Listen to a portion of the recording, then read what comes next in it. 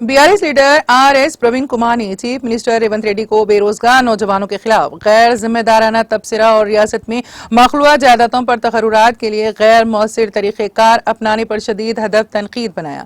उन्होंने कहा है कि चीफ मिनिस्टर रेवंत रेड्डी बेरोजगार नौजवानों की तवक्कुआत को समझे बगैर मुलाजिमतों की एलामिया को महज रस्मी कार्रवाई मुतवस्सिर कर रहे हैं।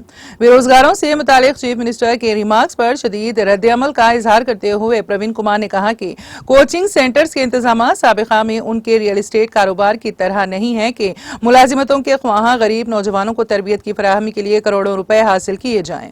ग्रुप इम्तिहानात को मुलतवी करने के बाद बेशतर तरबियती मराकज़ ने तलबा को एर्ज़ाक़ फीस पर तरबियत फराहम की ताकि गरीब तलबा की मदद की जा सके।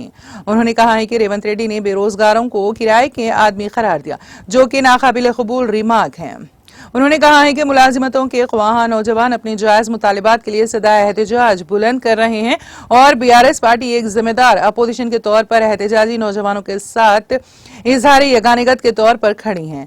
बीआरएस लीडर राकेश कुमार ने बताया है कि ग्रुप 1 इम्तिहान के कट ऑफ मार्क्स का ताहाल ऐलान नहीं किया गया है। उन्होंने तकर्रुरात में बदउनवानियों का शुबा करते हुए रियासती हुकूमत से मुतालिबा किया है कि वो हर जुमरे में उम्मीदवारों के तकर्रुरात से मुतालिक तफसीलात का इंकशाफ करें।